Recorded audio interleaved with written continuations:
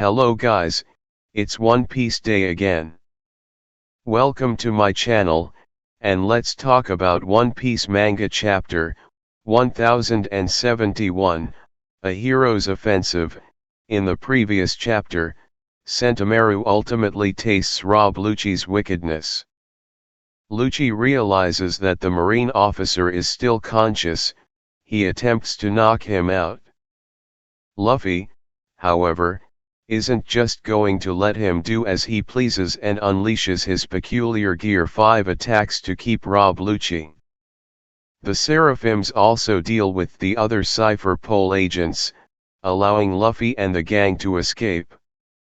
While the two mighty rivals are fighting, the other Straw Hats can't help but notice the Seraphim's familiar abilities. Dr. Vegapunk explains to them how the cyborgs function, but first, he gives them a crash course on devil fruit replication. But before anything else, please click the bell, like, share, and subscribe to my channel, AnimeJack. Thank you. One Piece Chapter 1071 begins with Bartholomew Kuma finally reaching his previously unknown destination. It's revealed that he was traveling towards the Red Line, which is where the city of Marijoy sits. This is the city where Kuma was imprisoned before being rescued by Sabo and his group. Bartholomew Kuma lands by smashing into the Red Line's cliff face at the Red Port, falling into the city below. Citizens of the Red Port begin crowding around him, correctly identifying him as Kuma and recapping his history as the Celestial Dragon's invincible slave. As the area is quarantined, Kuma stands up and looks to the sky, his body seemingly even more damaged than it previously was. Then shifts to Egghead Island, where Lucci is commanding CP0 agents to lock down all possible escape routes for Dr. Vegapunk.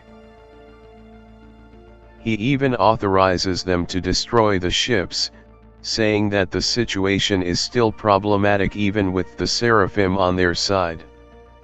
Stussy comments on how Lucci seems to ignore the Marines' orders, saying that he doesn't acknowledge Luffy as a Yonko. Meanwhile, Vegapunk Shaka updates the Straw Hats on CP0's plans. While Vegapunk Lilith wants revenge, Vegapunk Pythagoras comments on how CP0 likely won't make it to the lab stratum. Dr. Vegapunk says that CP0 won't let them leave without a fight as Vegapunk York continues to eat. Vegapunk Edison shares that he has just come up with a new invention, while Vegapunk Shaka berates Lilith for wanting to attack with a thoughtless plan.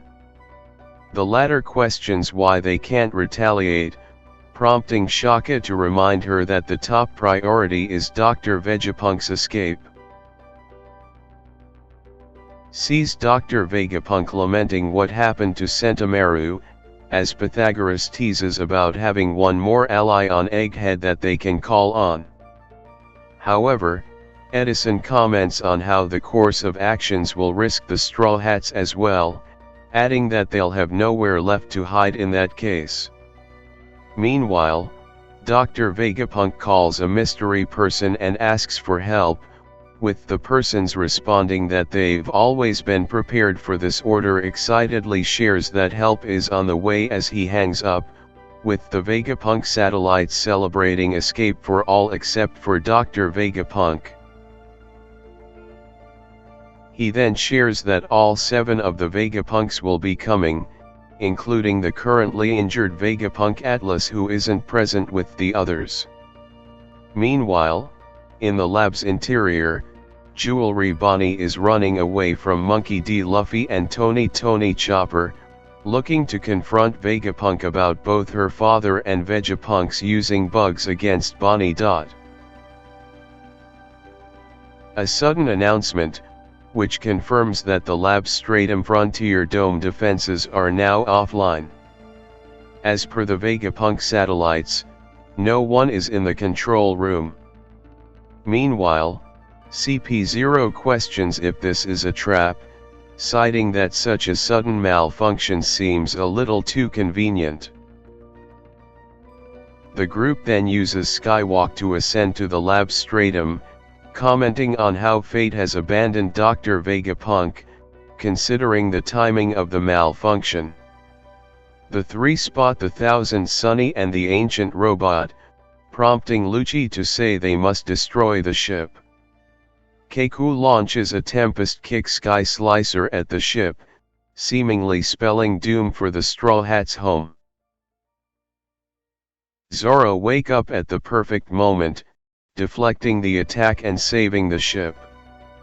He questions who interrupted his nap, while KaKu is shocked to see him on the ship. Pythagoras shares that the Frontier Dome is back online, but the CP0 agents have already infiltrated, making the Thousand Sunny vulnerable. One of the Vegapunks comments on how ZoRo and KaKu are already fighting each other. Lilith excitedly says that they get to go to war after all, as Luffy and his group finally arrive and reunite with their crewmates. However, the Straw Hats captain is disappointed to hear that they're already leaving. Shows the other Straw Hats comment on the state of the situation. As Luffy asks if anyone has seen Bonnie, Nico Robin comments on how Dr. Vegapunk is gone. Cuts to Bonnie chasing Dr. Vegapunk, asking him a question if the scientist can turn her father, Bartholomew Kuma, back into his fully human self. Dr. Vegapunk sadly shares that he can't but has a reason why this can't be done. Back to somewhere in the waters of the New World, where Eustace Kid and the Kid Pirates are sailing. Killer tells Kid to wake up, saying that they're near land and asking if they should go look around. Kid questions why Killer is even asking since he's never passed on exploring an island before. Killer retorts that this island is likely Elbaf, the home of the giants, which piques Kid's interest. This seems to support a popular fan theory that claims that the man marked by flames whom Kid mentioned at the end of Wano is Jaguar D. Sol, who is currently on Elbaf. Focuses on the G-14 naval base. Vice Admiral Dahl is speaking with Vice Admiral Garp, telling him that the entire base is about to head over to Egghead and that they can't spare any men. Garp laughingly tells her not to be like that, but Dahl responds that his wanting to launch an offensive against a Yonko is no joke.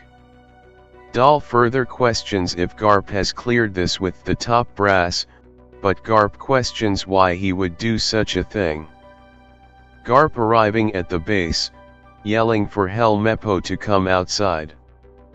People in the base question if it's a pirate attack before seeing Garp's ship. Helmeppo shares that Kobe has been captured by Blackbeard, lamenting his inability to help his friend.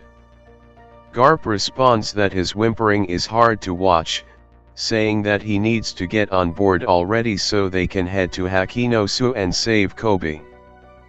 Helmeppo and Highberry cry out Garp's name in excitement for finally going to rescue Kobe.